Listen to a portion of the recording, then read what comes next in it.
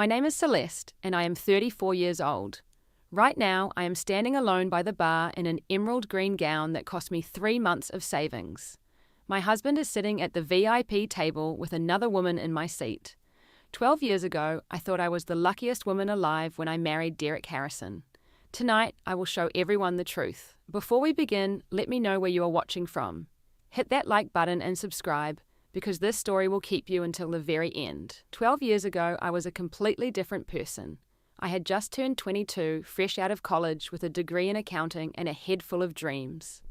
I grew up in Savannah, Georgia, in a modest house with creaky floorboards and a backyard that flooded every time it rained. My father spent 30 years fixing pipes for other people coming home with calloused hands and a tired smile. My mother worked double shifts at the hospital somehow, still finding energy to make us Sunday dinners that filled the whole house with the smell of roasted chicken and fresh bread. We were not rich. We were not poor either. We were somewhere in between the kind of family that clipped coupons but still managed to take a beach vacation once a year. I learned early that everything worth having required hard work. Nothing came free. Nothing came easy. And I was proud of that. I wore my simple upbringing like a badge of honor because it taught me the value of things that money could never buy. After graduation, I landed an internship at a small accounting firm downtown. The pay was modest, barely enough to cover rent on my tiny studio apartment, but I did not care. I was building something. I was becoming someone. Every morning, I woke up at 6, ironed my one good blazer, and walked 15 blocks to work because I could not afford the bus fare every single day. One Tuesday afternoon in October, everything changed. I was sitting in my favorite coffee shop, the one with mismatched chairs, and a barista who always spelled my name wrong on the cup. I had spread my files across the tiny table, reviewing numbers for a client presentation, when a shadow fell over my papers. Before I could look up, hot coffee splashed across my carefully organized documents. I gasped, jumping to my feet as brown liquid soaked into months of work. The man responsible was already apologizing, his hands moving frantically as he grabbed napkins from the dispenser.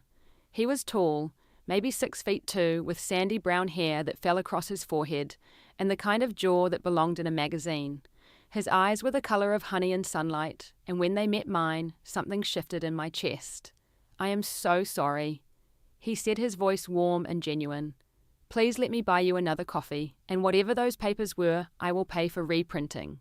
I will pay for whatever you need." I should have been angry. Those documents represented weeks of work. But there was something about the way he looked at me, not through me like so many wealthy-looking men in this city did, but actually at me. He saw me. His name was Derek Harrison. I did not know it then, but his family owned a chain of boutique hotels stretching across the entire South. Their name was on buildings, on charity galas, on the society pages I never read. He was 25 years old and apparently the sole heir to a small empire. But he did not tell me any of that. Not at first. Instead, he sat down across from me after buying me a new coffee and spent the next 3 hours talking about his dreams. He wanted to build a community center for underprivileged kids. He wanted to create something that mattered, something beyond the family business. His eyes lit up when he described the basketball courts he envisioned, the after-school programs, the tutoring centers. "My parents think it is a waste of time," he admitted, stirring his coffee absently. "They say charity is for tax write-offs, not passion projects. But I think we have a responsibility, you know. When you have resources, you should use them for good." I hung on every word. Here was a man who had everything and still wanted to give back. Here was proof that wealth did not have to corrupt a person. We exchanged numbers that day. He called me the next morning, then the next. Within a week, we were having dinner.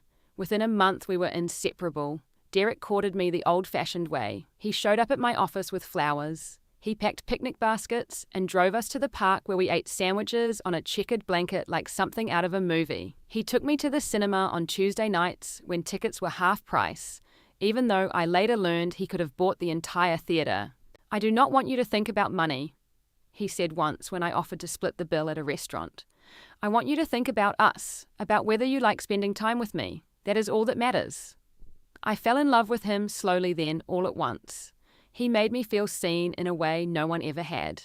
He asked about my day and actually listened to the answers. He remembered that I preferred tea to coffee after noon, that I was afraid of thunderstorms, that my mother's birthday was in March. He paid attention to the small things, and in my experience, the small things were everything. 6 months after that coffee shop accident, Derek took me back to the same table where we met. The same barista was working. The same mismatched chairs surrounded us. But this time, when I looked down at my coffee cup, there was no misspelled name. Instead, there was a question written in black marker. Will you marry me? I looked up to find Derek on one knee, a small velvet box in his hand. The ring inside was not the massive diamond I might have expected from someone of his background. It was modest, elegant, a single stone that caught the light like a captured star. I know it is not much, he said softly, but I would rather put our money toward building a future than on a ring you will wear for one moment. I hope you understand. I said yes, with tears streaming down my face. I said yes because I loved him, because I believed in him, because I thought I had found my forever person. I did not notice the shadow that crossed his mother's face when we announced our engagement. I did not pay attention to the way his father looked me up and down like I was a horse at auction.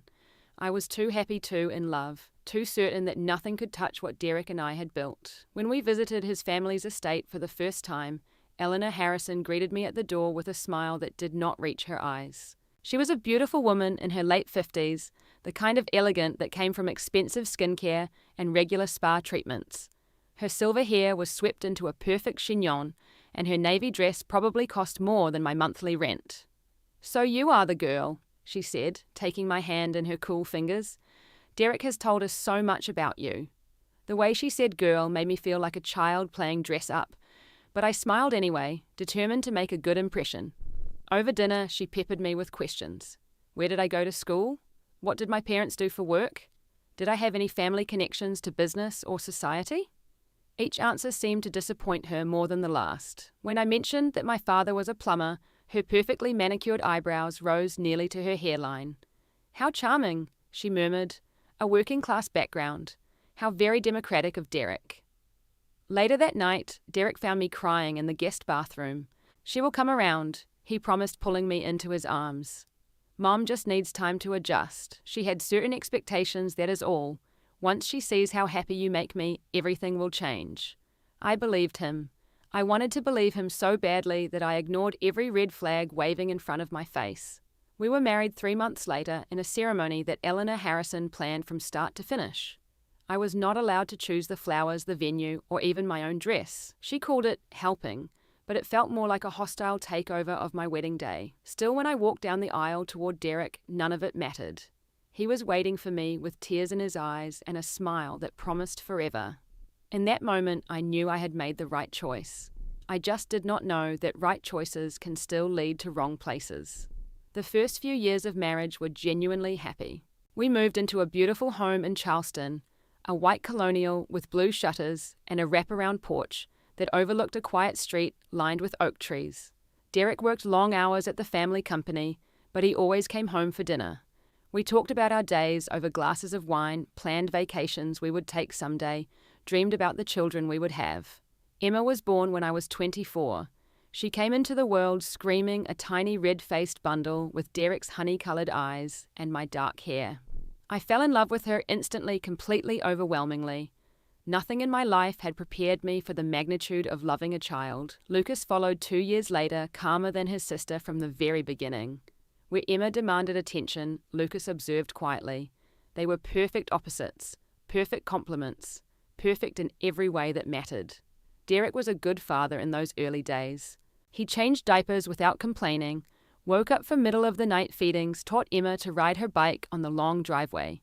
He called them his greatest accomplishments, more important than any business deal or financial success. I left my job when Emma was 6 months old. It was Derek's idea. You should be home with her, he said one evening as I struggled to pump milk while reviewing spreadsheets. We do not need your income. I make more than enough. Why stress yourself when you could be enjoying this time with our daughter? So I quit. I became a stay-at-home mother, and for a while I was content. But slowly, so slowly, I almost did not notice things began to change. It started with small comments. Derek came home from a work event and mentioned that I might want to update my wardrobe. The other wives dress a certain way, he explained. I am not saying you look bad, just that you could fit in better. I went shopping that weekend and spent more on one dress than I had spent on clothes in the previous 5 years combined. Derek nodded approvingly when I showed him, but his eyes were already on his phone. Then came the etiquette lessons. His mother insisted on them, and Derek agreed it was a good idea. "You will need to know how to handle yourself at charity events," he said. "Mom is just trying to help." I learned which fork to use for salads, how to make polite conversation with strangers about topics I found unbearably boring, the proper way to enter a room so everyone noticed you, but not too much.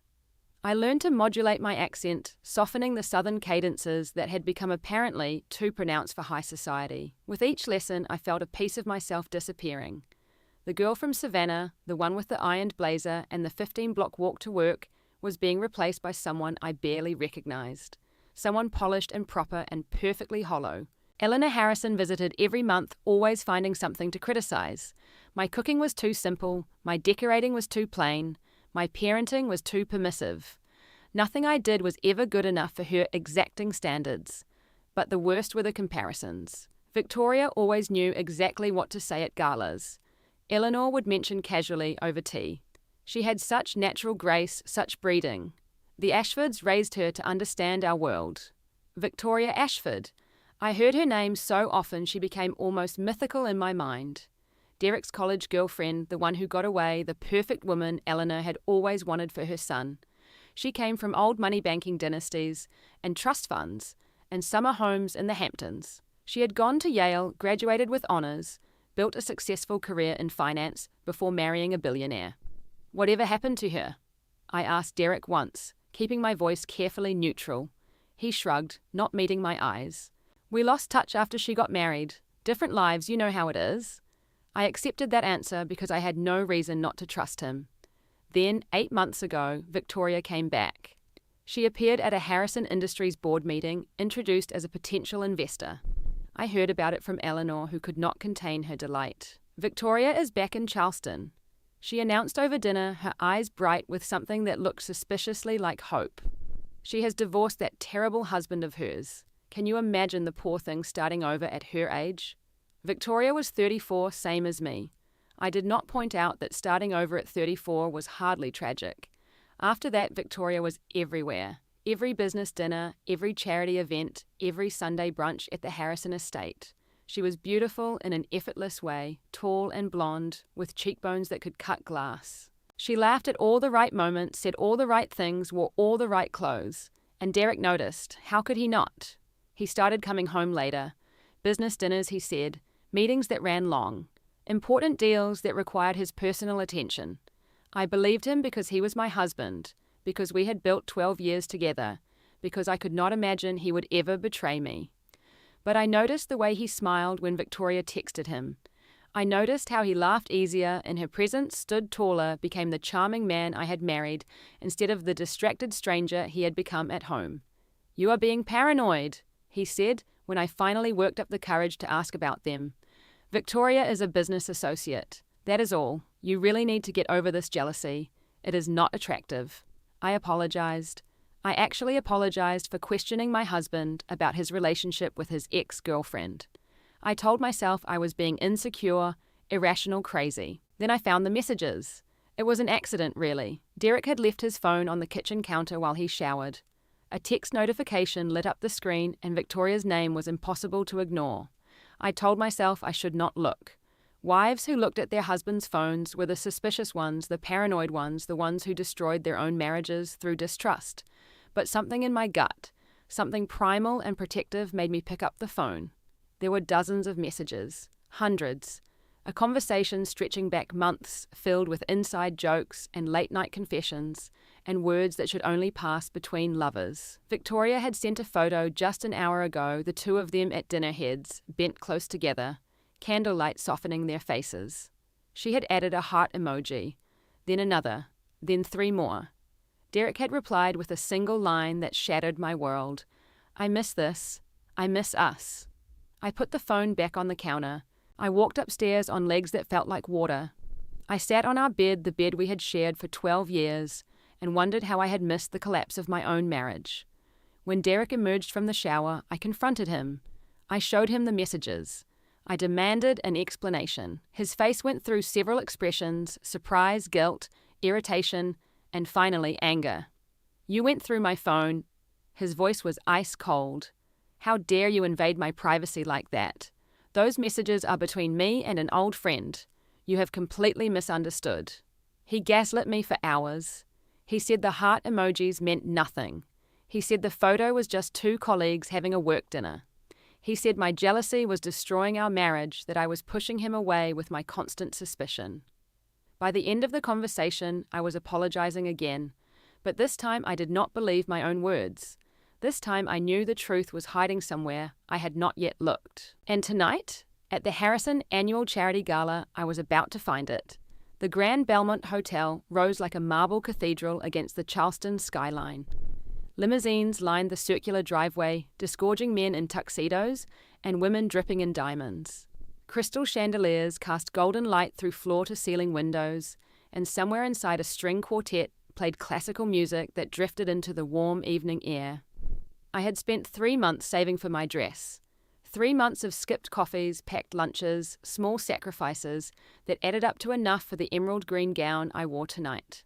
It was the most beautiful thing I had ever owned, with delicate beading along the bodice and a skirt that flowed like water when I walked. The color matched my eyes, and for once I felt like I belonged in this world of crystal and champagne. Emma and Lucas had hugged me before I left, their small arms wrapped tight around my waist. "You look like a princess, Mommy," Emma had whispered. "The most beautiful princess," Lucas added solemnly.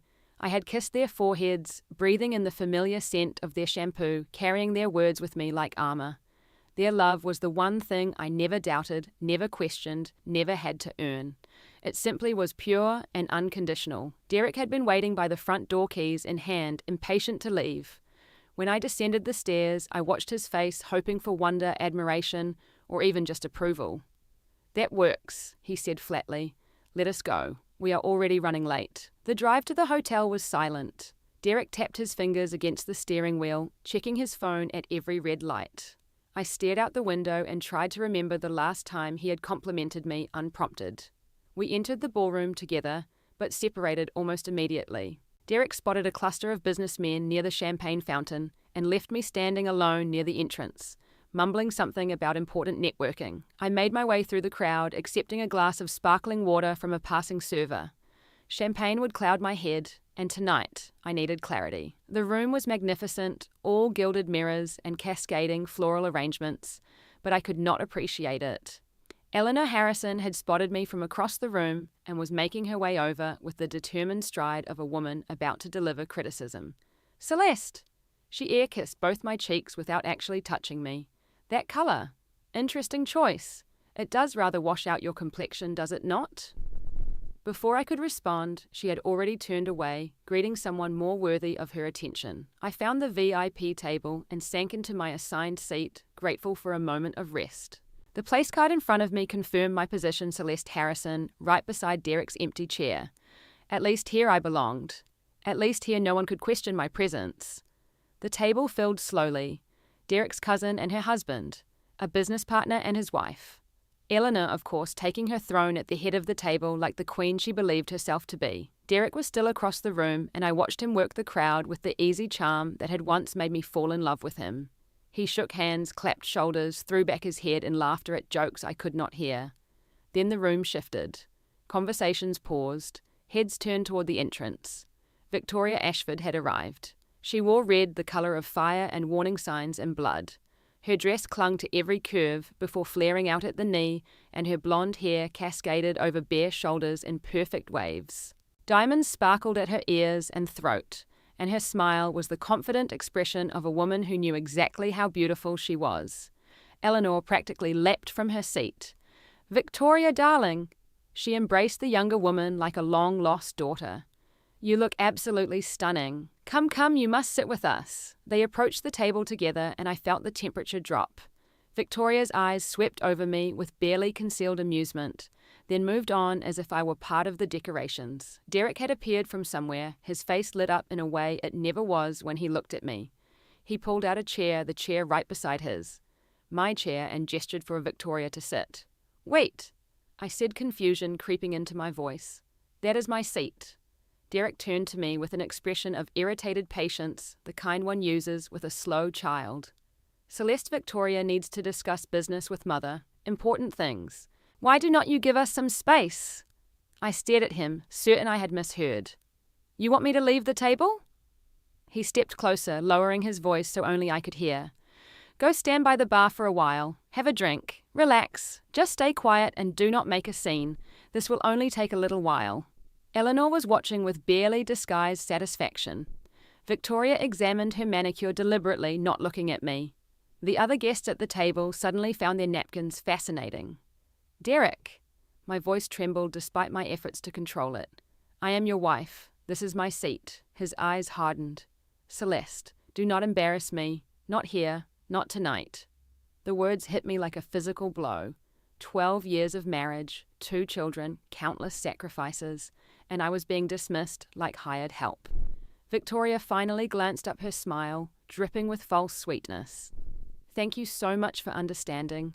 It really is just for a few minutes. She slid into my chair, and Derek sat down beside her, close enough that their shoulders touched. I stood there for a moment, frozen in humiliation, feeling the weight of every gaze in the room. Some people looked away in second-hand embarrassment. Others watched with the naked curiosity of spectators at an accident. Then I walked to the bar. The journey felt endless, each step a small eternity of shame. My beautiful dress, the one I had saved so carefully, for suddenly felt like costume jewelry. Fake. Worthless. A poor imitation of belonging. I ordered water and stood in the shadows watching my husband laugh with his ex-girlfriend at our family table.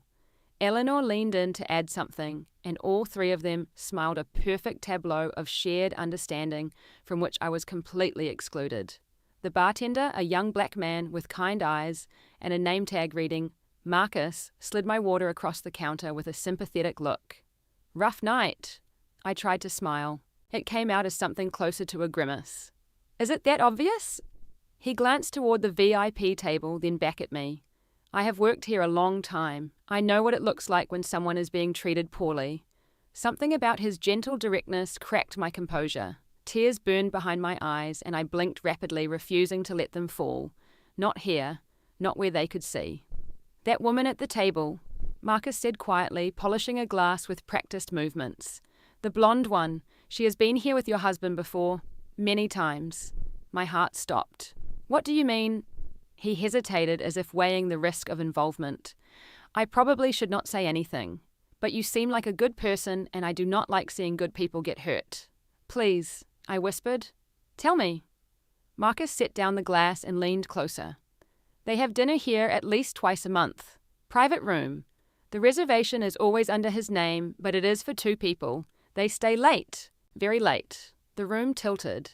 I gripped the edge of the bar to steady myself. How long has this been going on? At least 6 months that I have noticed. Maybe longer. He paused. I am sorry. I know this is not what you wanted to hear. I looked back at the VIP table. Derek was whispering something in Victoria's ear, and she was laughing, throwing her head back in exaggerated delight. His hand rested on the back of her chair, fingers almost touching her bare shoulder. 6 months. 6 months of lies, of late nights explained away, of gaslighting and manipulation. 6 months of watching my marriage dissolve while being told I was the problem. Something inside me shifted. The hurt was still there, sharp and raw, but beneath it, anger was kindling.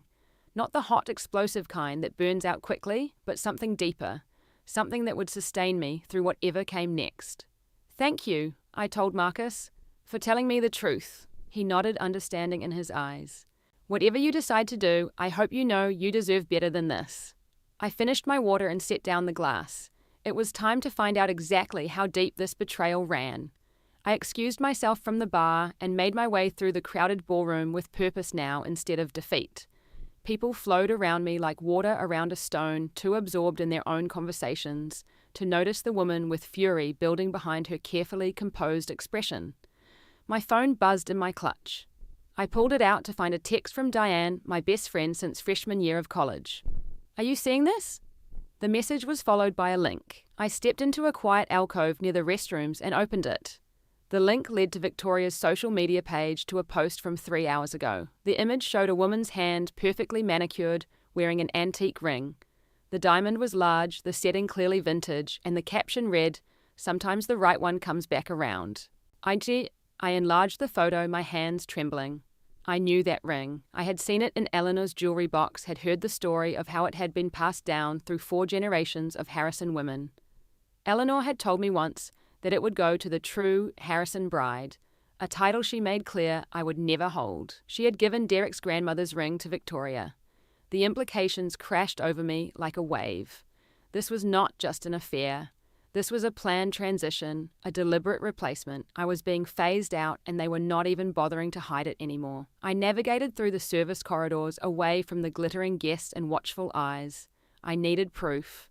I needed to understand the full scope of what was happening before I decided how to respond. The VIP lounge was at the end of the hallway, a private space reserved for the evening's most important donors. I knew Eleanor would retreat there eventually, away from the common crowd she barely tolerated. The door was slightly ajar. I pressed myself against the wall and listened. Eleanor's voice drifted out crisp and satisfied. "Everything is in place. Derek will make the announcement tonight, right after the charity presentation." And Celeste. Another voice, older, unfamiliar. A friend of Eleanor's, perhaps. Eleanor laughed, a cold sound like ice cracking. What about her? She will stand there looking foolish, as she always does. By tomorrow, the papers will be reporting Derek Harrison's engagement to Victoria Ashford. Celeste will be yesterday's news. My stomach dropped. What about the children? They will stay with Derek, of course. A Harrison belongs with Harrisons. Celeste can have visitation, I suppose, if she cooperates. Otherwise... Eleanor's pause was pregnant with threat. Our lawyers are very good at finding reasons to limit custody. They were going to take my children. The realization hit me with physical force. This was not just about losing my husband, my home, my position. They were planning to take Emma and Lucas away from me, to use their wealth and power to paint me as unfit to steal my babies, the way they had stolen my seat at that table. I could not breathe. I could not think. The hallway spun around me and I braced myself against the wall, fighting the urge to burst through that door and scream until my voice gave out. But screaming would not save me. Screaming would only prove their point, only make me look hysterical and unstable, and all the things they would claim in court. I needed evidence. I needed a plan. I moved deeper into the service area, found a door marked Event Operations, and slipped inside. The room was filled with audio-visual equipment, laptops displaying the evening's presentation, and one very startled young woman in a headset. "Can I help you?" She had dark skin, braided hair, and a name tag reading Jasmine. I made a decision. I had nothing left to lose. "I need your help," I said. "And I know this is going to sound crazy, but please just listen." Jasmine listened. She listened as I explained about the affair, about the dinner reservations, about the ring, and the announcement, and the threat to my children. Her expression shifted from suspicion to sympathy to outright indignation. "That is messed up," she said when I finished. "That is seriously messed up. I have proof on my phone. Screenshots from social media, information from a hotel employee. But I need more. I need to show everyone what is really happening before Derek makes his announcement." Jasmine bit her lip, glancing at her computer screens. "I could lose my job for this. I know, I am asking for a lot, but I have 2 children who are about to be used as pawns in a divorce I did not even know was happening. I have given 12 years of my life to that man, and he is about to humiliate me in front of 300 people while stealing my kids." Something in her eyes hardened with resolve. "My mother went through something similar. My father and his fancy lawyers nearly destroyed her. She never recovered." She straightened her shoulders. "Tell me what you need." We worked quickly. Jasmine had access to the presentation system, the ability to modify what appeared on the ballroom's massive screens. I forwarded her the screenshots Diane had sent, dictated the narrative while she created slides pulled in the hotel reservation records that Marcus had quietly photographed for me earlier. "You have about 20 minutes before the charity presentation ends," Jasmine said. "That is when your husband is scheduled to speak. I can load your presentation to play right before his. What about the speech he prepared? Can you find it?" She typed rapidly, pulling up files. "Here, event organizers always get copies of speeches for the teleprompter. Looks like he wrote it himself. Want to see?" I read the words on the screen and any lingering doubt vanished. "Tonight, I want to announce a new chapter in my life. After years of searching, I have found my way back to the love I was always meant to have. Victoria Ashford has agreed to become my wife, and together, we will lead the Harrison legacy into a brilliant future.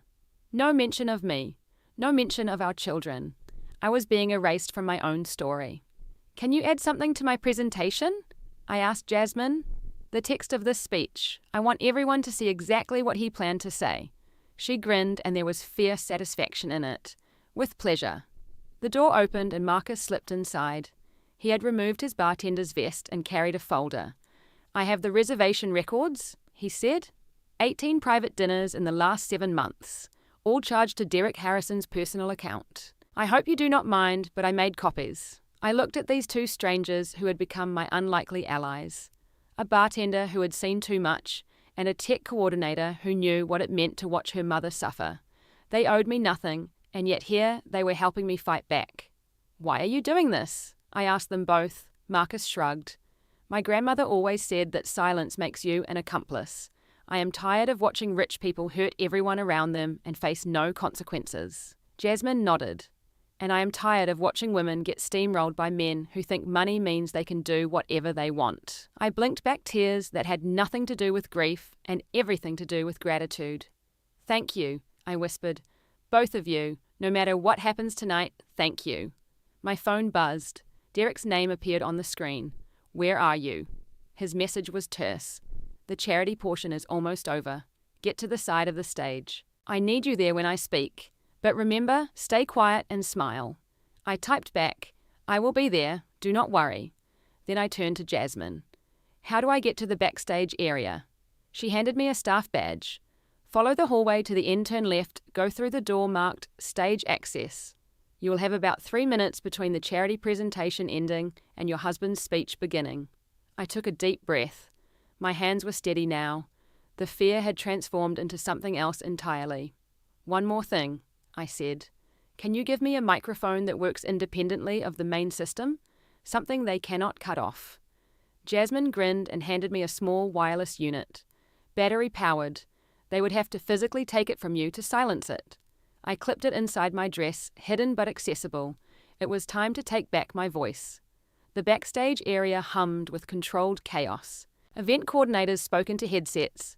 Waiters ferried trays of champagne, and a small army of technicians monitored equipment I could not begin to understand. No one questioned my presence. The staff badge worked like a skeleton key, and my expensive dress made me look like I belonged.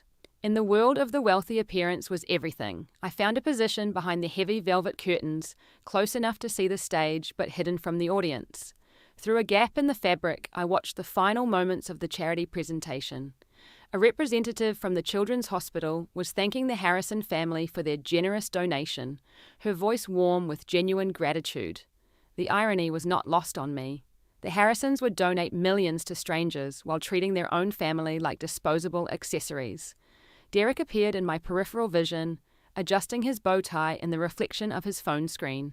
Victoria stood beside him, her hand resting possessively on his arm. They looked perfect together, all golden and polished, the kind of couple that belonged on magazine covers. Eleanor approached them beaming. Are you ready, darling? This is going to be the announcement of the year. Finally, a Harrison bride worthy of the name. Victoria preened. Derek smiled. Neither of them glanced toward the shadows where I stood. But then Derek's phone buzzed and he frowned at the screen. Where is Celeste? She should be here by now. Does it matter? Victoria asked, examining her manicure. After tonight, she will not be your concern anymore. Derek hesitated, something flickering across his face. For a moment, I almost thought I saw guilt. Then it vanished, replaced by the same cold determination I had watched develop over the past year. You are right, he said. Let her do whatever she wants. It does not change anything. The charity representative finished her speech to enthusiastic applause. The lights shifted, spotlights converging on the podium where Derek would stand. The MC, a local television personality, stepped forward with microphone in hand. And now, ladies and gentlemen, the moment we have all been waiting for. Please welcome the future of Harrison Industries, Derek Harrison. Applause thundered through the ballroom as Derek strode onto the stage, his smile brilliant, his posture perfect. He looked every inch the successful businessman, the devoted philanthropist, the man everyone thought they knew. He reached the podium and raised his hands for silence. The room obeyed instantly. Thank you all for being here tonight. He began, his voice warm and confident. Your generosity will change countless lives, and the Harrison family is honored to host this wonderful event. He paused, letting the moment build. But tonight, I have an additional announcement to make. One that is close to my heart. Victoria stepped forward from the wings, right on cue, her red dress catching every light in the room. Murmurs rippled through the crowd, speculation already building. This was my moment. I stepped out from behind the curtain. "Excuse me," I said clearly into my hidden microphone. Jasmine had connected it to the room's speaker system, and my voice rang out over Derek, stopping him mid-sentence. "I hope you do not mind if I add something before my husband continues." The room went silent. Derek's face cycled through confusion, recognition, and horror in rapid succession. Victoria froze like a deer in headlights. Eleanor half rose from her chair, mouth opening in protest. I walked onto the stage, my emerald dress catching the light, my head held high, despite the terror screaming through every nerve. 300 pairs of eyes fixed on me, but I focused only on the truth I was finally about to tell. "My name is Celeste Harrison," I said, my voice steady, "and I have been married to Derek for 12 years. Tonight, I learned that my husband intends to announce his engagement to another woman while he is still legally my husband." Gasps erupted throughout the ballroom. Derek lunged toward me, but I stepped sideways, keeping distance between us. "Celeste, stop this," he hissed. "You are embarrassing yourself." I turned to the audience, ignoring him completely. "I know this seems dramatic, and I apologize for interrupting your evening, but I think you all deserve to know who you are really supporting tonight." The massive screen behind me flickered to life, displaying the first slide of my hastily assembled presentation. It showed Derek and Victoria at an intimate dinner, their faces illuminated by candlelight, her hand resting on his. This photo was taken 6 weeks ago at the private dining room of this very hotel. My husband told me he was at a business meeting that night. He came home at midnight smelling of wine and perfume that was not mine. I clicked to the next slide. Reservation records, 18 of them, spreading across the screen like evidence in a courtroom. Over the past 7 months, my husband has booked 18 private dinners for 2 at this establishment, all charged to his personal account, all during times when he told me he was working late or traveling for business. Derek's face had gone white. Victoria was edging toward the exit, but the crowd was too thick, too fascinated by the unfolding drama to let her pass easily. But perhaps the most telling evidence is this. The next slide showed Victoria's social media post, the hand wearing the Harrison family ring. This ring has been in the Harrison family for 4 generations. My mother-in-law told me it belonged to the true Harrison bride. Apparently that is not me. She gave it to Victoria Ashford, the woman my husband has been seeing behind my back. Eleanor was on her feet now, pushing toward the stage. "This is slander security. Remove this woman immediately." I spoke over her. "I also have a copy of the speech my husband planned to deliver tonight. Would you like to hear what he was going to say?" The crowd murmured, a mixture of shock and fascination. No one moved to stop me. The security guards Eleanor had summoned seemed uncertain, caught between orders and the recognition that I was the legal wife of their employer's son. I read from the screen. "Tonight, I want to announce a new chapter in my life. After years of searching, I have found my way back to the love I was always meant to have. Victoria Ashford has agreed to become my wife, and together, we will lead the Harrison legacy into a brilliant future." I let the words hang in the air. No mention of me. No mention of our 2 children. No mention of 12 years of marriage. I was simply going to be erased, replaced, forgotten. I turned to face Derek directly. He looked smaller, somehow diminished by the exposure of his secrets. "I did not come up here for revenge," I said quietly, though the microphone carried every word. "I came up here because I am tired of being silent. I am tired of being told to stand by the bar and not make a scene. I am tired of being treated like an inconvenience in my own life." I pulled my wedding ring from my finger, the modest diamond that Derek had given me 13 years ago, with promises of forever. "You want a new beginning? Fine. Here it is." I set the ring on the podium with a soft click that seemed to echo through the silent room. "I will not fight for a man who does not want to be kept, but I will fight for my children. I will fight for my dignity, and I will not disappear quietly just because that would be more convenient for everyone." I looked out at the crowd, these wealthy strangers who had watched me humiliated and now watched me reclaim myself. Thank you for listening. Please enjoy the rest of your evening. The champagne is excellent. I walked off the stage to the sound of scattered applause that grew stronger as I descended the steps. Some people were actually clapping their faces, showing admiration rather than judgment. Behind me, I heard Derek calling my name, his voice cracking with desperation. But I did not turn around. I had said everything I needed to say. The weeks following the gala blurred together like watercolors in the rain. The morning after, I packed suitcases for myself and the children, while Derek was still trying to do damage control with his family and business partners. Emma and Lucas asked why we were leaving, and I told them as much truth as they could handle. Mommy and Daddy need some time apart, I said, holding them close. But I will always, always love you both, and that will never change. We moved into Diane's guest room, a cozy space with purple walls that Emma declared was the colour of princess castles. Lucas claimed the small desk by the window for his drawings, and gradually our temporary shelter began to feel like home. Derek called constantly at first. His messages ranged from apologetic to accusatory, sometimes within the same voicemail. He blamed me for humiliating him, then begged me to reconsider. He threatened lawyers, then promised we could work things out. I blocked his number after the first week. His lawyer contacted mine shortly after. I had hired a woman named Sandra Chen, recommended by Diane as someone who did not back down from powerful families. Sandra was small in stature, but fierce in spirit, with a reputation for protecting mothers in ugly divorces. "They are going to try to bury you," Sandra warned during our first meeting. "The Harrisons have money and connections, but you have evidence and public sympathy. That video of you at the gala has been viewed over 2 million times. I had not known anyone was recording.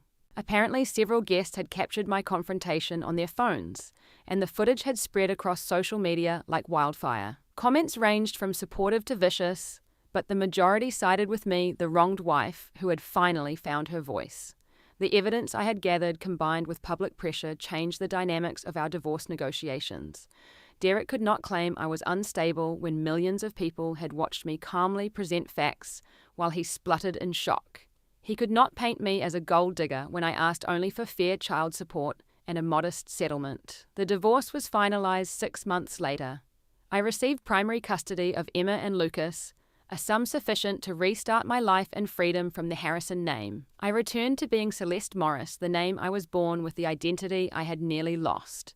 Finding work was easier than I expected. My accounting degree was still valid, and a small firm in Charleston was willing to take a chance on a woman returning to the workforce after a decade away. The pay was modest, but it was mine. I had earned it through my own effort, not through marriage or family connections. I found an apartment 6 blocks from the children's school, 2 bedrooms, 1 bathroom, a kitchen where we ate breakfast together every morning and dinner together every night. It was smaller than any home I had lived in since marrying Derek, and it was perfect. Emma adjusted quickly, her natural resilience carrying her through the transition. Lucas struggled more, missing his father despite everything. I never spoke badly of Derek in front of them, never used them as weapons or messengers. Whatever had happened between their father and me, they deserved to form their own relationships with both parents. Derek saw them every other weekend. He was different during those visits, according to Emma. Quieter. Sadder. He asked about me sometimes, she said, and I did not know how to feel about that. Victoria lasted exactly 8 months as the new Mrs. Harrison. The marriage imploded spectacularly, with rumours of affairs on both sides and a divorce settlement that cost Derek a significant portion of his inheritance.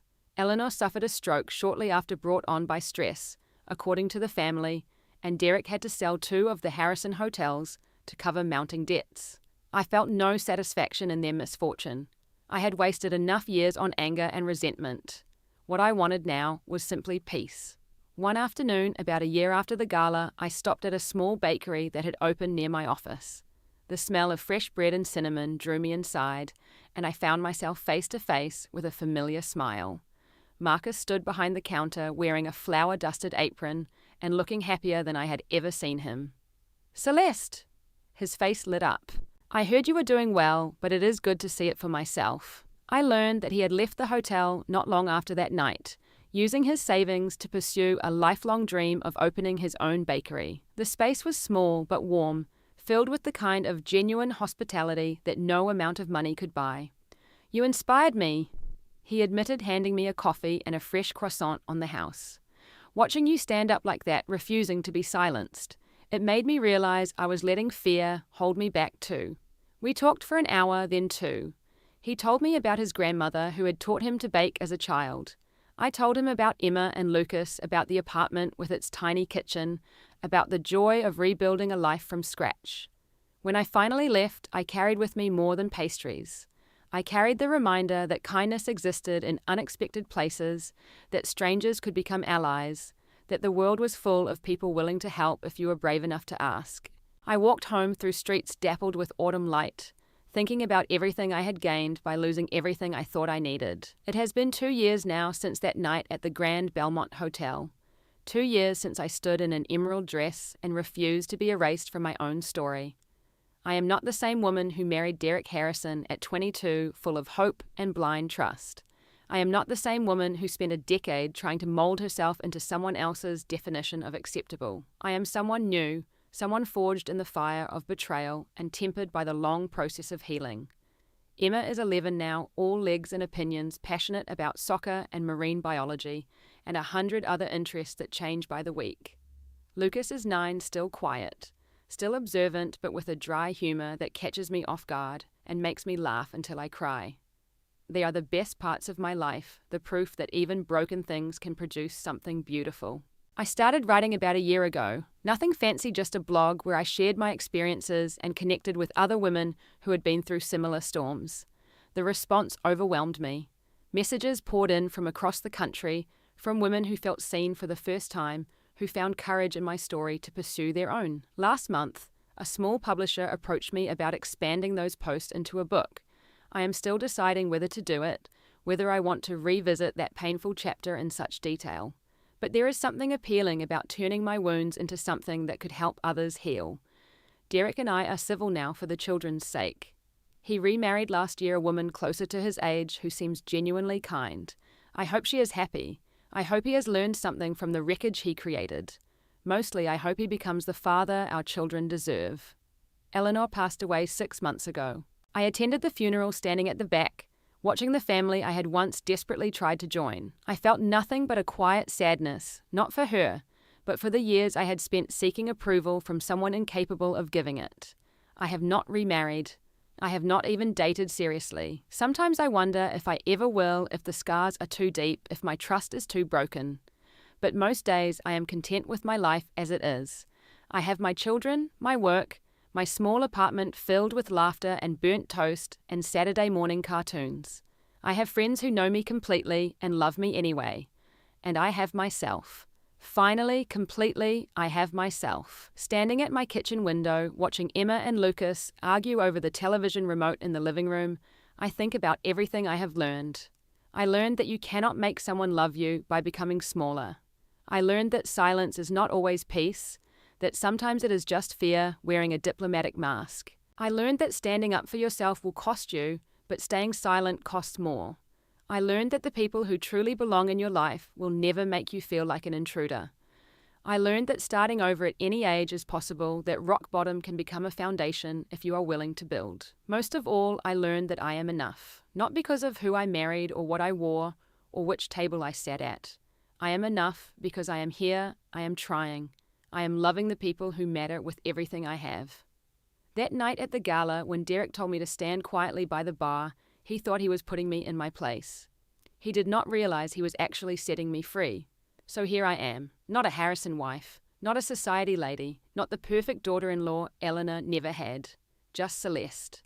And for the first time in 12 years, that is more than enough. If you have made it this far, thank you for listening. Thank you for spending this time with me, for letting me share a story that was not easy to tell. I want to ask you something. Has there ever been a moment in your life when you were told to stay quiet, but you chose to speak anyway? A time when you refused to let someone else write your story? I would love to hear about it in the comments below. If this story touched you, please take a moment to hit that like button. It really does make a difference, and it helps others find their way to these stories that might help them too. If you are not already subscribed, consider joining our community. I share stories like this regularly, stories about ordinary people finding extraordinary courage. And if you know someone who needs to hear this, someone who is standing at their own bar, waiting for permission to claim their seat, please share this video with them. Sometimes knowing you are not alone is the first step toward finding your voice. Thank you for being here. Thank you for listening.